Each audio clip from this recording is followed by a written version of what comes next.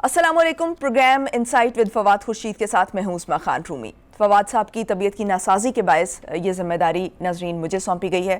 तो नाजरीन आज बात करेंगे, यूरोपीय पार्लियामान में जुमेरात को एक करारदाद पेश की गई जो कि पाकिस्तान में अक़लियतों के हुकूक और मजहबी कवानीन से मुतालिक थी, और इसमें पाकिस्तान के अदालती निज़ाम और मजहबी कवानीन के मुबैना गलत इस्तेमाल पर सवालात उठाए गए।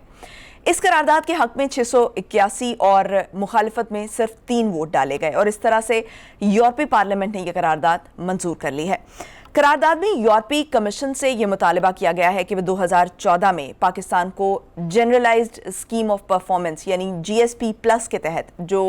रियायतें दी गई थी, तिजारती रियायतें दी गई थी, उस पर नजरसानी करे। करारदाद में मजहबी और सियासी कलदम तंजीम TLP का नाम लेकर स्पेशली ये कहा गया है कि हुकूमत को इस जमात की तरफ से तशद्दुद के इस्तेमाल को रोकने के लिए मौसर इक़दाम करने चाहिए थे। इस पर पाकिस्तानी दफ्तर ख़ारिजा का रद्द-ए-अमल भी सामने आया है, जिसके मुताबिक तौहीन रिसालत के कवानीन से मुतालिक यूरोपीय पार्लियामेंट की करारदाद पर मायूसी हुई है, ये कहा गया है। और यूरोपीय पार्लियामेंट की गुफ्तगू से पाकिस्तान में तौहीन रिसालत के कवानीन और मजहबी हसासियत से लाइल्मी का इजहार होता है। ये भी कहा गया है कि पाकिस्तान के अदालती निज़ाम और कवानीन से मुतालिक गैर ज़रूरी तबसरा काबिल अफसोस है। हमें अपनी अक़लियतों पर फ़ख्र है और उन्हें मुसावी हुकूक हासिल हैं। नाज़रीन, इस करारदाद में पाकिस्तान का जो तासुर क्रिएट किया गया है करेंगे, और इस पर बात करने के लिए हमें ज्वाइन किया है फ़र्रुख सलीम साहब ने, जो कि पॉलिटिकल साइंटिस्ट हैं, इकोनॉमिस्ट हैं और फाइनेंशियल एनालिस्ट और जर्नलिस्ट हैं, और पाकिस्तान की मईशत पर गहरी नज़र रखते हैं। फ़र्रुख सलीम साहब, बहुत शुक्रिया आपके वक्त का। फ़र्रुख सलीम साहब, सबसे पहले तो मैं ये जानना चाहूँगी कि ये जो यूरोपीय पार्लियामान में करारदाद मंजूर हुई है, इसके पाकिस्तानी मईशत पर यह किस तरह से असरअंदाज होगी और किस हद तक असरअंदाज होगी? 2 या 3 चीजें मेरे सामने रखा। जो यूरोपियन पार्लियामेंट है उसका एक तो माशी एंगल होता है, एक सफारती एंगल है। इसमें कहा जाता है कि यूरोपियन यूनियन पार्लियामेंट जो है वो कोई फैसला साज इदारा नहीं है। जो कुछ वहां पे रेजोल्यूशन में पास किया जाता है वो लाजिम नहीं है कि उसके मेंबरान जो हैं वो उसके ऊपर अमल दरामद करें, क्योंकि ये पॉलिटिकल डिजायर्स जिसको कहते हैं कि ये सियासी ख्वाहिशात का इजहार है। जो मेंबर ममालिक हैं यूरोपियन यूनियन के, वो अपनी सियासी ख्वाहिश जो है उसका इजहार कर रहे हैं। ममालिक के ऊपर लीगली नॉन बाइंडिंग रेजोल्यूशन है, जिसको ये कहा जाता है कि लीगली नॉन बाइंडिंग है। तो अभी से अगर हम ये बात शुरू कर दें कि पाकिस्तान की मईशत के ऊपर क्या असर होगा, तो अभी फौरन जो है पाकिस्तान की मईशत के ऊपर किसी किस्म का कोई असर नहीं आने वाला, बिकॉज ये नॉन बाइंडिंग रेजोल्यूशन है और इसके ऊपर इसके मेंबर ममालिक जो हैं उनके ऊपर लाजिम नहीं है कि वो इसके ऊपर अमल दरामद शुरू कर दें। यूरोपियन यूनियन की जो फैसला साज इदारा है वो यूरोपियन यूनियन पार्लियामेंट नहीं है, वो यूरोपियन यूनियन की जो काउंसिल ऑफ मिनिस्टर्स कहलाता है वो फैसला साज इदारा है। ये फैसला साज इदारा अभी नहीं है। हमें इसके ऊपर फोकस जरूर करना चाहिए, क्योंकि तकरीबन 600 से जायद वोट जो हैं वो रेजोल्यूशन के अंदर इस सियासी ख्वाहिश का इजहार कर रहे हैं कि पाकिस्तान के अंदर जिस किस्म के हमने कवानीन बना रखे हैं वो 600 कोई 80 से जायद जो यूरोपियन यूनियन के मेंबरान हैं उनकी नजर में ये दुरुस्त नहीं है। मुमकिन में से है कि ये रेजोल्यूशन जो है ये एक टाइम पे काउंसिल ऑफ मिनिस्टर्स को भेज दिया जाए और फिर काउंसिल ऑफ मिनिस्टर्स मुस्तकबिल में फ्यूचर की किसी डेट में इसके ऊपर बहस करें और शायद कोई माशी फैसला इसके ऊपर करें। तो इस वक्त माशी एंगल इसका जो है वो मेरे नज़दीक जो है वो जीरो है। सही। अच्छा फ़र्रुख सलीम साहब, ये जो करारदाद है इसमें पाकिस्तान में अक़लियतों के हकूक़ और कुछ मजहबी कवानीन के हवाले से जो बात की गई है और ख़ास तौर पर मिसालें देकर वाज़े करने की कोशिश की गई है कि इस मुतालिक जो है वो झूठे मुकदमात बनाए जाते हैं पाकिस्तान में, और इस तरह के कवानीन जो हैं वो किसी दूसरे इस्लामी मुल्क में मौजूद नहीं है। तो इससे ये ज़ाहिर होता है कि ये मसला इस्लाम का या मुसलमानों का नहीं है बल्कि पाकिस्तान का है। स्पेसिफिकली ये इस करारदाद में जब डिबेट चल रही थी तो ये इसका स्पेसिफिकली जिक्र भी आया। तो इस पॉइंट को किस तरह से जस्टिफाई किया जाएगा? जी, ये बहुत अच्छा पॉइंट उठाया है आपने, और इसमें हमें ज़रूर गौर फौस भी करना चाहिए। पहली बात यह है कि ये दुनिया भर में जो ट्रांसनेशनल जमहूरी निज़ाम है ان کا جو یہ یورپین اتحاد ہے یہ سب سے بڑا ڈیموکریٹک الیکٹڈ باڈی. ہم تقریباً 35% ٹوٹل ایکسپورٹ جو ہے پاکستان کی وہ یورپین برادری کو جاتی ہیں. اور جیسے میں نے کہا کہ یہ خطرہ ضرور ہے کہ فیوچر میں اگر یہ جو خواہش کا اظہار کیا گیا ہے اور بہت ہی متحد طریقے سے کیا گیا ہے, بڑی یونٹی پائی جاتی ہے ان 27 ممالک کے اندر جن کو ہم تقریباً 7 سے 8 ارب ڈالر کی اپنی ایکسپورٹ کرتے ہیں, اور وہ یہ کہہ رہے ہیں, پیغام یہ آ رہا ہے کہ پاکستان میں جو قائد و قوانین ہم نے بنا رکھے ہیں خاص طور پہ اپنے اقلیتوں کے حوالے سے, وہ ان کے مطابق نہیں ہے. جو ہمارے 27 ممالک یورپین یونین کے ممبران ہیں ان کو اس کے اوپر خطرات ہیں, خدشات ہیں, اور وہ تجویز دے رہے ہیں کہ اس کے اوپر آپ غور و خوض کریں, اس کو آپ ریویو کریں. تو ہم کیونکہ پوری دنیا کا ایک حصہ ہیں, ہم کوئی جزیرہ بنا کے پوری دنیا کی خواہشات کے مخالف رہ کے نہیں چلنا چاہتے, تو اس کا فیوچر میں ایک معاشی اینگل ضرور سامنے آ سکتا ہے. اور سیاسی اینگل کا ہمیں خیال ضرور کرنا چاہیے کہ اگر دنیا بھر, خاص طور پہ اگر دنیا کی سب سے بڑی جو یورپین یونٹی کا ڈیموکریٹکلی الیکٹڈ باڈی ہمیں کچھ کہہ رہی ہے, تو شاید ہمارے ہاں ہمارے بہاف کے اوپر ہم کچھ غلط کام کر رہے ہوں جو دنیا سوچ رہی ہے کہ ہم صحیح سمت میں نہیں جا رہے. تو فاروق سلیم صاحب, ہم نے دیکھا ہے کہ مذہب کے جو سیاست میں استعمال کی ہماری ایک تاریخ رہی ہے. حالیہ صورتحال جو ہے وہ ہمارے سامنے ہے, پرتشدد احتجاج, ہنگامے, پھر سڑکیں بلاک ہو جاتی ہیں. حالیہ بھی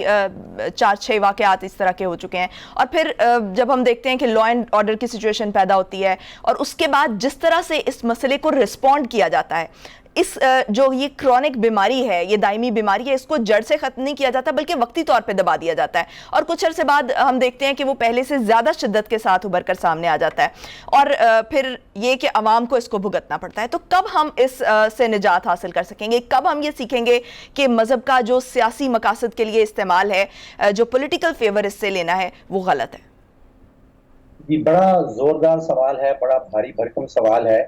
دیکھیے, 2 اینگل اس کے بنتے ہیں. ایک تو اینگل بنتا ہے ہمارا اندرونی, اور دوسرا اینگل جو اس ریزولوشن کے بعد بڑی واضح طور پہ سامنے آ رہا ہے وہ ہے پاکستان کی سفارتی ناکامی. دیکھیے, یہ والا ریزولوشن جو ہے یہ کوئی نیا نہیں ہے, یہ پچھلے کئی ہفتے سے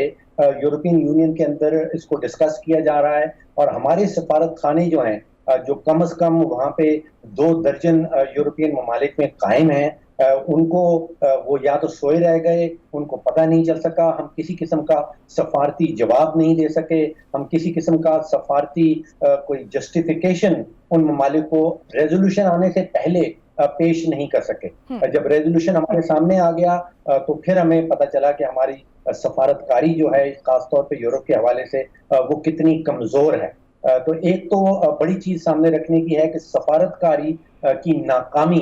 پاکستان کے حوالے سے بہت بڑی ہوئی ہے. جب ریزولوشن سامنے آ گیا, 681 ووٹس اس کے حق میں ڈل گئے,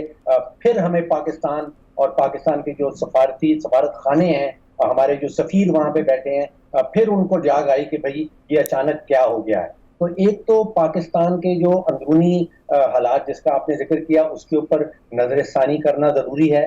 کہ ہم ایک حد تک پہنچ جاتے ہیں اور اتنی ساری رعایت کنسیشنز جو ہیں وہ ہم دے دیتے ہیں, اور ایسے لوگوں کو مل جاتی ہیں جو مذہب کو استعمال کر رہے ہیں اپنے سیاسی مقاصد کے لیے. تو ایک تو انٹرنل اینگل ہے جس کے اوپر ہمیں فوکس کرنا ہوگا, اور ایک اس کا ایکسٹرنل اینگل جیسے میں نے کہا کہ سفارتکاری کی ایک بہت بڑی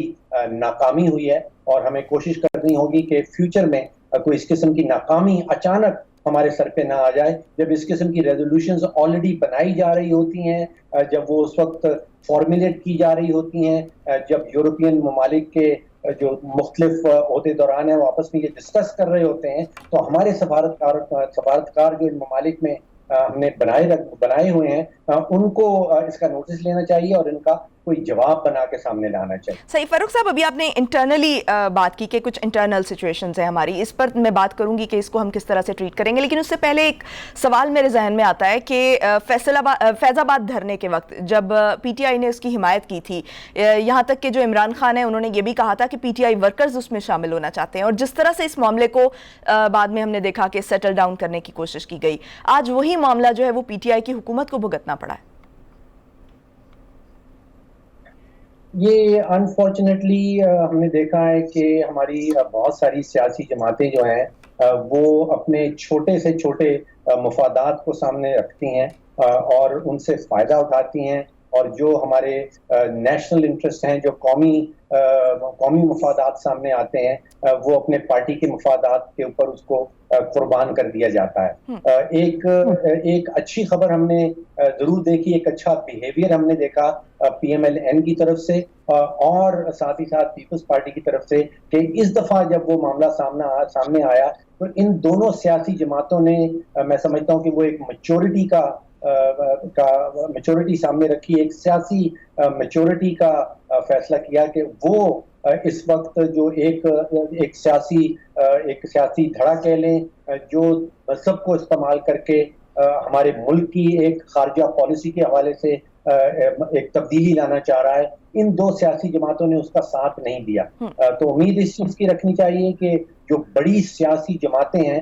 وہ اس قسم کی پریشر ٹیکٹک کو اپنے چھوٹے سیاسی اور اپنی پارٹی کے مفادات کے اوپر, نیشنل امپورٹنس کے جو ایشوز ہیں, جو قومی مفادات ہیں, ان کے اوپر ان کو قربان نہیں کریں گے. صحیح. فاروق سلیم صاحب, جو پاکستانی معیشت ہے اس کو ہم دیکھیں تو پہلے ہی مسلسل گراوٹ کا شکار ہے, خرابی نظر آ رہی ہے ہمیں. اگر عالمی پابندیاں لگتی ہیں اس طرح کی تو کیا اثرات مرتب ہو سکتے ہیں, جبکہ اس قرارداد کو ابھی ایک ٹریلر بھی کہا جا رہا ہے؟ اس سٹیج پہ میں دیکھ رہا ہوں کہ اس کو ٹریلر بھی کہا جا رہا ہے, اور شاید کہا جا رہا ہے کہ کوئی بہت بڑی معاشی اکنامک پابندی لگنے والی ہے. ابھی تک دیکھیے, جیسے میں نے پہلے کہا کہ یورپین یونین جو ہے, یورپین یونین کی پارلیمنٹ جس نے یہ ریزولوشن پہ پاس کیا ہے, وہ فیصلہ ساز ادارہ نہیں ہے. وہ یہ فیصلہ نہیں کر سکتا, وہ جس کو کہتے ہیں رائٹ ٹو انیشیٹ, یعنی کہ یہ کوئی ایسی چیز کا فیصلہ نہیں کر سکتا جس کے اوپر کوئی عملی اقدام کیا جائے یا پاکستان کے اوپر کسی قسم کی ریسٹرکشنز لگا دی جائیں. تو یہ فیصلہ جو ہے یہ صرف کاؤنسل آف منسٹرز, ایک الگ سے ادارہ ہے جو یورپین یونین کا ہے, وہ یہ فیصلہ ضرور کر سکتی ہے کہ بھئی ہم نے چھوٹ دے رکھی ہے پاکستان کو اپنے جی ایس پی پلس کے حوالے سے, اور کیا وہ واپس لینی ہے یا نہیں لینی. اور اگر کاؤنسل آف منسٹرز یہ فیصلہ کر دیتی ہے تو پھر وہ جو 27 ممالک ہیں یورپین یونین کا حصہ, ان کے اوپر لازم ہو جائے گا کہ وہ یہ کریں. اب وہ معاشی بوجھ کتنا بڑا پڑ سکتا ہے, اس کا حساب کچھ ایسے لگایا جا سکتا ہے کہ ہماری تقریباً 35% پورے ملک کی جو ایکسپورٹس ہیں وہ یورپین یونین کے ممالک کو جاتی ہیں, اور اس میں سے 80% ایکسپورٹ ایسی ہیں جو جی ایس پی پلس کے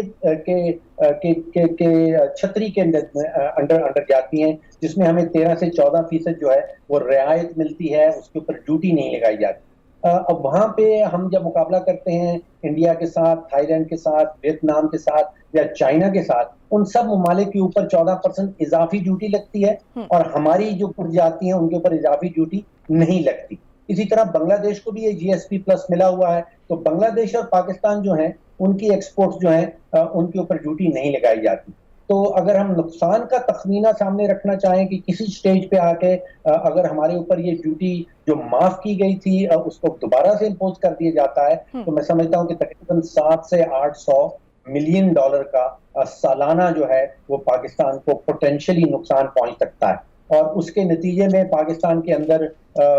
بے روزگاری مزید بڑھ سکتی ہے, ہماری جو ایکسپورٹ سیکٹر ہے اس کے اوپر مزید بوجھ پڑ سکتا ہے. تو 700 سے 800 ملین ڈالر اور شاید 50,000 سے 1 لاکھ بے روزگاری جو ہمارے ورکرز ٹیکسٹائل سیکٹر میں کام کر سکتے ہیں, پوٹینشلی یہ نقصان ہو سکتا ہے. صحیح. تو ایف اے ٹی ایف کا دباؤ آلریڈی ہم دیکھ رہے ہیں کہ ہمارے اوپر ہے, گرے لسٹ میں ہونے کی وجہ سے ہم پہلے ہی بہت دباؤ کا شکار ہیں, پریشر کا شکار ہیں. تو یورپی پارلیمنٹ کی جو یہ قرارداد ہے اس کے بعد ایف اے ٹی ایف میں ہماری کیا پوزیشن ہوگی؟ میں ریلی کوئی ماہرانہ رائے آپ کو نہیں دے سکتا ہوں. میں نہیں سمجھتا ہوں کہ ایف اے ٹی ایف اور جو ریزولوشن پارلیمنٹ یورپین پارلیمنٹ نے پاس کیا ہے ان کا کوئی ڈائریکٹ کنیکشن ہوگا. ہم نے دیکھا کہ بہت ساری 27 جو ہمارے اوپر ذمہ داریاں ڈالی گئی تھیں ایف اے ٹی ایف کے اندر, اس میں سے تقریباً 24 یا 25 جو ہیں وہ ہم نے پوری کر دی ہیں, جو بڑی ڈیلے کے ساتھ پوری کی ہیں. جب بھی ایف اے ٹی ایف کا سیشن سامنے آنے لگتا ہے تو ہماری حکومت اور ہمارے ادارے اچانک وہ جو سوئے ہوتے ہیں وہ اٹھ پڑتے ہیں اور پھر یہ کوشش کرتے ہیں کہ جو ہماری شرائط ہے ان کو پورا کیا جائے. پچھلے 2-2.5 سال سے آپ دیکھ لیجئے کہ ادارے بھی اور حکومت بھی سوئی رہتی ہے اور اس کے اوپر عمل درآمد نہیں کرتی. لیکن جیسے میں نے کہا کہ 27 میں سے تقریباً 24 کے اوپر مکمل عمل درآمد ہو چکا ہوا ہے, اور اس چیز کا خدشہ کہ ہم گرے لسٹ سے بلیک لسٹ میں چلے جائیں گے میں سمجھتا ہوں کہ بہت کم ہے. لیکن اس چیز کا خدشہ کہ شاید گرے لسٹ کو دوبارہ سے ایکسٹینڈ کر دیا جائے گا, اس کی ممکنات زیادہ ہیں. صحیح. فاروق صاحب, یہ جو فرانس کے سفیر کو نکالنے کا مطالبہ کیا گیا تھا اور جس پر عمل درآمد کے لیے لوگ سڑکوں پر بھی آئے, پارلیمنٹ میں فرانس سفیر کی ملک بدری سے متعلق قرارداد لانے پر بحث کا بھی آغاز ہوا, تو ہم نے یہ دیکھا کہ لوگوں کے جو جذبات ہیں ان کو ابھارا گیا, اور اب عالمی دباؤ, اس پر اپنے لوگوں کو ہم کس طرح سے اعتماد میں لیں گے, انہیں کس طرح سے ایجوکیٹ کریں گے؟ یہ بڑا گہرا سوال ہے اور یہ سوچنے اور سمجھنے کی ضرورت ہے کہ ہمارے ہاں جس طرح اس دفعہ پی ٹی آئی کی حکومت جو تھی, لاسٹ ٹائم آپ نے بتایا کہ وہ تو ان کا ساتھ دینا چاہ رہی تھی, اس دفعہ پی ڈی ایم کا بڑا بوجھ تھا ان کے اوپر کہ شاید پی ڈی ایم بھی سڑکوں پہ آ رہی ہے. ساتھ ہی ساتھ یہ ایک اور حادثہ ہو گیا, انہوں نے دوبارہ سے جس کو ہم کہتے ہیں پولیٹیکل ایکسپیڈینسی, یعنی کہ انہوں نے سیاسی ایک فیصلہ کر دیا اس سے فائدہ اٹھانے کا, ایک دھڑے کے ساتھ, ایک پریشر گروپ کے ساتھ انہوں نے معاہدہ کر لیا کہ بھئی ہم معاہدہ کرتے ہیں کہ ہم فرانس کے سفارتی جو سفارت خانے ہیں یا ان کا جو سفیر ہیں ان کو ملک سے نکال دیں گے یا ایسی ایک ریزولوشن پارلیمنٹ کے اندر لے کے آئیں گے. تو اس وقت یہ فیصلہ نہیں کرنا چاہیے تھا, ریاست کو کسی ایسے قسم کے بوجھ کے اندر نہیں آنا چاہیے تھا. تو دوبارہ سے وہ میں سمجھتا ہوں کہ انہوں نے اپنا ایک سیاسی فیصلہ کیا, ایک بند گلی سے نکلنے کی بڑی تیزی سے کوشش کی. جب وعدہ کر لیا گیا, جب ان کے ساتھ معاہدہ لکھ لیا گیا, تو پھر وہ دھڑا جو ہے وہ بھی کھڑا ہو گیا کہ ہمارے ساتھ ریاست نے ایک معاہدہ کیا ہے اور اس معاہدے پہ عمل درآمد نہیں ہو رہا. تو ایک بنیادی غلطی جو ہے وہ پی ٹی آئی کی حکومت سے ضرور ہوئی تھی, اور وہ اس وقت ہوئی تھی جب انہوں نے ایک ریٹن معاہدہ ایک پریشر گروپ سے آ کے کر لیا. تو فاروق صاحب, سفارتی سطح پر اس کو کس طرح سے رسپونڈ کیا جائے گا؟ سفارتی سطح سے پہلے بنیادی ہم نے غلطی کر دی, اس وقت یہ غلطی نہیں کرنی چاہیے تھی. اب آپ واپس آ رہی ہیں کہ سفارتی سطح پہ ہمیں اس ریزولوشن کا پتہ نہیں چل سکا کہ ریزولوشن آنے والا ہے. اگر ریزولوشن کا پتہ چلتا تو شاید ہم کوئی اس کے خلاف کوئی اقدامات اٹھا سکتے, کوئی جسٹیفیکیشن یورپین یونین کے ساتھ, یورپین پارلیمنٹ کے سامنے رکھ سکتے کہ ہم یہ اقدامات کرنے چلے ہیں, اور مستقبل میں ہماری ریاست کی یہ کوشش ہوگی کہ وہ ایسے دھڑوں کے پریشر میں آ کے کسی ایسے قسم کے فیصلے نہ کرے فیوچر کے اندر.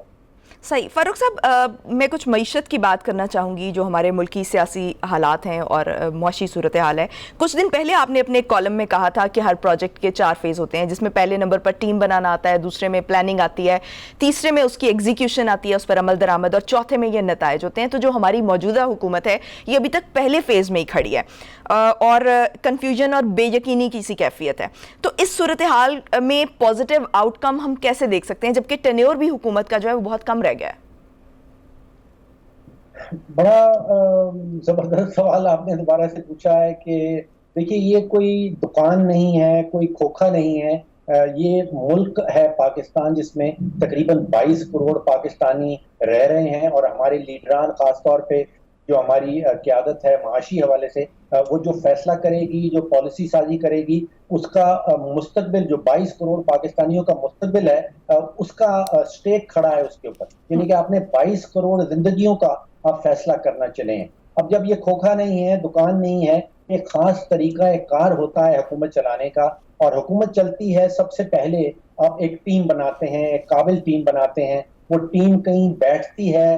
وہ پھر وہ منصوبہ بندی کرتی ہے کہ ہم نے یہ منصوبے انڈرٹیک کر رہے ہیں, ان منصوبوں کے تحت 22 کروڑ پاکستانیوں کا معاشی مفاد کیا ہے. پھر اس کے بعد ان منصوبہ بندی, وہ جو منصوبہ بندی ہو چکی ہوتی ہے, اس کے اوپر عمل درآمد شروع ہوتا ہے, اور پھر جا کے کئی نتائج سامنے آتے ہیں. اب یہاں پہ یہ حالات ہیں کہ 32 مہینے کی حکومت ہو گئی, 50% سے زائد کا ٹائم جو ہے پی ٹی آئی حکومت کا وہ گزر چکا ہے, اور ابھی تک ہم دیکھ رہے ہیں کہ چوتھا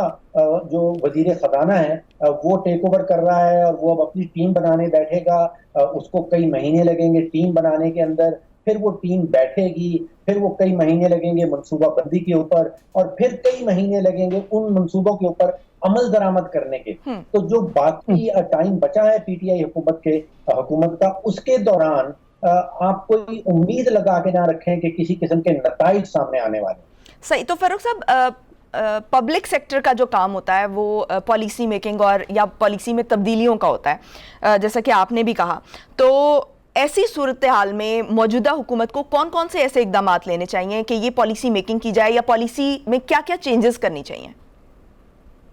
دیکھیے, پہلی بات یہ ہے کہ آپ ذرا دیکھیے کہ ہماری حکومت بھی, ہماری اپوزیشن بھی, اور ہمارا میڈیا بھی, وہ 2 چیزیں یا 3 چیزیں اس وقت ڈسکس کر رہا ہے. وہ مسلسل ڈسکس کر رہا ہے کہ بشیر میمن صاحب نے کیا کہا اور کیا ہونے والا ہے. وہ ڈسکس کر رہا ہے کہ قاضی فائز عیسیٰ کے صاحب کا کیس کا کیا ہوا. وہ ڈسکس کر رہا ہے کہ NA-49 کراچی میں الیکشن کا کیا ہوا. 22 کروڑ پاکستانی جو بہت بڑی میجورٹی ہے, ان کا ان چیزوں سے خاص تعلق نہیں ہے. ان کے لیے جو سب سے امپورٹنٹ چیز ہے اس وقت, میں سمجھتا ہوں وہ 2 سب سے امپورٹنٹ چیزیں ہیں. پہلا ان کی مہنگائی کا حوالہ, معیشت سے جس کا ڈائریکٹ تعلق ہے, اور دوسرا کہ کووڈ کی وبا جو ہے اس سے بچاؤ کا کیا طریقہ ہونا چاہیے. تو ایک بہت بڑا گیپ نظر آ رہا ہے. آپ جو سوالات اٹھا رہی ہیں اس قسم کے سوالات کے اوپر نہ حکومت فوکس کر رہی ہے, نہ اپوزیشن فوکس کر رہی ہے. ان کا معاملہ سیاسیات ہے. 22 کروڑ پاکستانیوں کے لیے جو امپورٹنٹ چیز ہے وہ مہنگائی ہے, وہ کووڈ سے بچنا کیسے ہے. ان دونوں چیزوں کے اوپر کسی قسم کی نہ تو کوئی بحث ہو رہی ہے, اور نہ کسی قسم کا فوکس ہو رہا ہے. اور نہ میڈیا میں بھی آپ دیکھیں کہ 90%, 95% ڈسکشن جو ہے وہ سیاسی ڈسکشن ہے. اس کا 22 کروڑ پاکستانیوں کے جو معاشی مفادات ہیں اس میں ان کا کہیں ذکر نہیں آتا. جو بنیادی ذمہ داری حکومت کی ہوتی ہے کہ انہوں نے معاشی اقدامات ایسے اٹھانے ہیں جن میں 22 کروڑ پاکستانیوں کا کوئی فائدہ ہو. اور اپوزیشن کی بنیادی ذمہ داری یہ ہے کہ they have to hold the government accountable. تو یہاں پہ نہ تو opposition is holding the government accountable, اور نہ حکومت خود سے کوئی اس قسم کی فیصلہ سازی یا پالیسی سازی کر رہی ہے جس میں آپ کا یا میرا کوئی فائدہ ہونے والا ہو. صحیح. یعنی وہ بنیادی ذمہ داریاں حکومت کو اور اپوزیشن کو مینڈیٹ دیا جاتا ہے, اور جس کے لیے ہم انہیں سلیکٹ کر کے الیکٹ کر کے ہم پارلیمنٹ میں بھیجتے ہیں, وہ ہمارے بنیادی مسائل حل نہیں ہو رہے. بہت شکریہ فاروق سلیم صاحب آپ کے وقت کا. ناظرین, مجھے بریک لینے کا کہا جا رہا ہے, بریک کے بعد دوبارہ واپس آئیں گے اور پھر بات کریں گے. Stay tuned.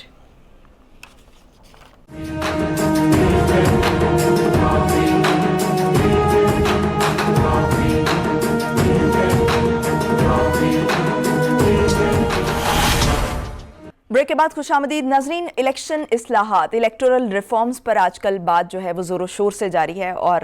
مختلف جماعتوں کی طرف سے مختلف ویوز سامنے آ رہے ہیں, اور اس پر بات کرنے کے لیے نمائندہ خصوصی عدیل وڑائچ ہمارے ساتھ موجود ہیں. عدیل, بہت شکریہ آپ کا. عدیل, بتائیے گا کہ الیکشن اصلاحات کی طرف ابھی تک جو حکومت ہے اس نے کیا عملی اقدامات کیے ہیں, کیونکہ وزیر اعظم کی طرف سے تو یہ کہا جا رہا ہے کہ تمام پارٹیز آئیں اور بیٹھیں اور اس پر اصلاحات کرتے ہیں, اور ایک کمیٹی بھی بنائی گئی ہے. جی, اگرچہ الیکشن اصلاحات 2017 میں ہوئی تھیں, اور اس کے اب تقریباً چند سال بعد اب جو نئی اصلاحات ہیں اس کی ڈیمانڈ اس لیے کی جا رہی ہے, اور خاص طور پہ پاکستان تحریک انصاف کی حکومت اس پہ اس لیے زور دے رہی ہے کہ وہ EVM, BVM اور آئی ووٹنگ جو ہے, ان اصلاحات کا مرکز, ان اصلاحات کا جو محور ہے وہ الیکٹرانک ووٹنگ ہے, اور زیادہ سے زیادہ لوگوں کی پارٹیسپیشن جو اس ملک سے دور رہ کر اس ملک کی خدمت کر رہے ہیں. اور جو اس وقت سب سے بڑا ایشو کیا ہے جی, نتیجے لیٹ ہو جاتے ہیں, اور ٹھپے لگنے کے الزامات لگتے ہیں, ووٹ ریجیکٹ ہو جاتے ہیں. تو اس کنٹروورسی سے الیکشن کو بچانے کے لیے عمران خان صاحب یہ چاہتے ہیں کہ 2023 کے انتخابات EVM اور BVM کے تحت ہوں. اب اس میں صرف ایک قانون کی ترمیم کی ضرورت ہے بنیادی طور پہ، جو کہ پاکستان تحریک انصاف کی حکومت کے لیے سادہ اکثریت سے یہ قانون تبدیل ہو سکتا ہے، لیکن چونکہ الیکٹورل ریفارمز کا جو معاملہ ہے اس میں تمام سیاسی جماعتوں کی شمولیت وہ بہت ضروری ہوتی ہے اعتماد سازی کے لیے، لیکن سیاسی جماعتیں اس میں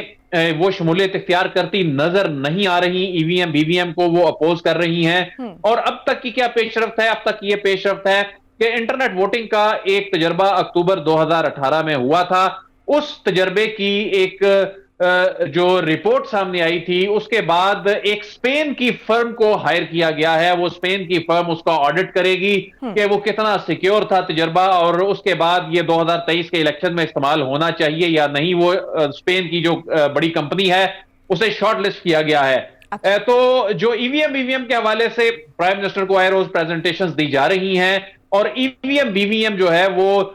ایک بالکل الگ چیز ہے، انٹرنیٹ ووٹنگ ایک الگ چیز ہے۔ ای وی ایم جو ہے وہ پولنگ سٹیشن لیول پر ووٹ کے الیکٹرانکلی طریقے سے کاسٹ کرنے کا ایک میکانزم ہے، جبکہ بی وی ایم کے جو ووٹ ڈالنے والا ہے کیا واقعی یہ صحیح یہی ووٹ ڈالنے والا شخص ہے، اس کی بایو میٹرک ویریفیکیشن کا نام ہے۔ تو اب الیکشن کمیشن خود سے بھی اس میں دلچسپی لیتا دکھائی دے رہا ہے۔ الیکشن کمیشن آف پاکستان نے اس معاملے میں کچھ ہائرنگز کی ہیں، کچھ ایڈورٹیزمنٹس انہوں نے جاری کی ہیں کہ لوگ M P 1 M P 2 M P 3 scale کی، اور اس کے علاوہ کچھ اور جو کہ 2 سال کے کانٹریکٹ پر بھرتیاں ہوں گی، اور ان کا مقصد صرف یہ ٹیکنالوجی کے استعمال کے حوالے سے الیکشن کمیشن آف پاکستان کو اسسٹ کرنا ہوگا۔ تو یعنی الیکشن کمیشن آف پاکستان یہ چاہتا ہے کہ ٹیکنالوجی کا استعمال ہو، حکومت بھی چاہتی ہے ٹیکنالوجی کا استعمال ہو، لیکن اس میں ابھی تک جو چیزیں ہیں وقت کی بڑی کمی ہے، وقت اتنا کم ہے کہ جو الیکٹرانک ووٹنگ مشینوں کی پروکیورمنٹ جو ہے وہ ایک بہت بڑا چیلنج ہے، اس کی تربیت بہت بڑا چیلنج ہے، اس پہ سرمایہ بھی بہت بڑا چاہیے، اور اس کے لیے یہ ڈیسیژن اگر ابھی ہو جائے اگلے چند مہینوں میں تب جا کے 2023 کے الیکشن میں یہ ہو سکتا ہے۔ اور ابھی کام ہونا چاہیے نا، ابھی پارلیمنٹ میں کچھ نہیں ہو پا رہا، اپوزیشن جماعتیں بیٹھی نہیں رہی ہیں اس پر۔ جی عظما، 2 سال سے پارلیمنٹ میں رپورٹس پڑی ہیں ای وی ایم بی وی ایم کی بھی اور انٹرنیٹ ووٹنگ کی بھی، اور آج تک پارلیمنٹ میں اس پر ڈیبیٹ نہیں ہو سکی انفارچونیٹلی۔ الیکشن کمیشن بار بار ان کو کہہ رہا ہے، الیکشن کمیشن چاہتا ہے کہ یہ معاملہ اگر ہونا ہے تو ہمیں وقت پہ بتایا جائے، لیکن اب چونکہ حکومت گزشتہ چند ماہ سے کئی ماہ سے پرائم منسٹر چونکہ اس میں اب دلچسپی لے رہے ہیں، تو اس میں اب متعلقہ وزارتیں ہاتھ کو مارنا شروع کر دیے ہیں۔ تو اس پہ اب قانون سازی کے حوالے سے جو کمیٹی بن جانی چاہیے تھی، اس کو کام شروع کر دینا چاہیے تھا، اس پہ ڈیبیٹ شروع ہو جانی چاہیے تھی، تو ابھی وہ ڈیبیٹ ہی نہیں شروع ہو سکی۔ ابھی وہ پریزنٹیشنز حکومت کی حد تک چل رہی ہیں، وہ پریزنٹیشنز جو ہیں اس میں الیکشن کمیشن بھی اس طرح سے لوپ میں نظر نہیں آتا۔ تو ابھی یہ کہا جا سکتا ہے کہ ابھی یہ معاملہ ون سائیڈڈ دکھائی دے رہا ہے، صرف حکومت کی سائیڈ پہ دکھائی دے رہا ہے، اس میں اپوزیشن ابھی اس سے دور نظر آ رہی ہے۔ ہاں، ایسا نظر آ رہا ہے کہ جو اپوزیشن ہے اس کے کچھ تحفظات ہیں، لیکن ہم یہ دیکھتے ہیں کہ امریکہ میں بھی ای وی ایم کے ذریعے ووٹنگ ہوتی ہے، پھر انڈیا میں بھی 2014 میں اور 2019 میں اس کا تجربہ کیا گیا ہے، اور جو ان کا لاسٹ تجربہ رہا ہے میرے خیال میں بہتر تھا، اور بنگلہ دیش کے کچھ حلقوں میں بھی اس کو استعمال کیا گیا 2018 کے الیکشن میں۔ تو پاکستان میں اتنی ریزسٹنس اس پر کیوں دکھائی جا رہی ہے؟ وجہ کیا ہے؟ اس کی وجہ یہ ہے کہ دیکھیں، ایک بہت بڑا تھریٹ جو اپوزیشن کو اس میں نظر آتا ہے وہ یہ ہے کہ اگر انٹرنیٹ ووٹنگ آ جاتی ہے تو اوورسیز پاکستانی یہ سمجھا جاتا ہے کہ یہ پی ٹی آئی کے زیادہ حمایتی ہیں، ووٹر ہیں، یہ ایک پرسپشن سی ہے، ظاہر دوسری جماعتوں کے لوگ بھی ہیں، لیکن اس میں انٹرنیٹ ووٹنگ کی سب سے بڑی مخالفت کی وجہ یہ ہے کہ یہ سیاسی جماعتیں سمجھتی ہیں کہ پاکستان تحریک انصاف اس سے فائدہ اٹھا سکتی ہے، کیونکہ پہلے دن سے صرف یہی اس کی ایڈوکیسی کر رہی ہے۔ جب صدر عارف علوی صدر نہیں تھے تو اس وقت انٹرنیٹ ووٹنگ کے معاملے کو سپریم کورٹ لے جا کر انہوں نے یہ مقدمہ لڑا تھا۔ جہاں تک تعلق ہے ای وی ایم بی وی ایم کا، ای وی ایم بی وی ایم آنے سے عظما جو ٹھپے کا ایک کلچر ہے ہمارے ملک میں، ایک جو ہمارے پولنگ سٹیشن کے ڈائنامکس ہیں وہ ختم ہو جائے گا، اور یہ جو بیوروکریسی کو استعمال کر کے یا جو ہمارے جو پولنگ سٹیشن لیول پر وہ جو اثر انداز ہونے کا جو خاص طور پہ دیہی علاقوں کا کلچر ہے وہ ختم ہو جائے گا۔ تو بہت سی سیاسی جماعتیں جو کہ پرانی سیاسی کھلاڑی ہیں ان کو بھی شاید یہ خطرہ ہے کہ وہ اس کو سٹڈی کیے بغیر ہی اس کو اپوز کر رہے ہیں. انہوں نے اس پہ ڈیبیٹ ہی نہیں کہ بھائی آئیں آپ ڈیبیٹ کریں, پارلیمنٹ میں بیٹھیں, اس کو اپوز کریں, ان کو سمجھائیں حکومت کو, لیکن آپ اس فورم پر آنے سے پہلے ہی یہ کہہ رہے ہیں کہ یہ ہونا ہی نہیں چاہیے, ہم اس کو مانتے ہی نہیں ہیں, اور یہ 2023 کے الیکشن میں دھاندلی کرنے کی, شاید الیکشن چوری کرنے کا پلان بنایا جا رہا ہے. ویسے بھی عدیل جو ہمارا ٹیکنالوجی کی طرف اور نئی چیز, کوئی بھی نئی چیز آتی ہے اس کی طرف ہمارا عمومی رویہ یہ ہے کہ پہلے ہم اس کو ریزسٹ کرتے ہیں. بالکل ایسا ہی ہے, اور نئی چیز کو ہمیشہ ریزسٹ کیا جاتا ہے, اور بعد میں پھر یہ بھی دیکھا گیا ہے کہ اسی چیز کے قصیدے بھی پڑھے جاتے ہیں. اب یہ دیکھیں کہ ایک جو ریزلٹ ٹرانسمیشن سسٹم ہے, ریزلٹ ٹرانسمیشن سسٹم کو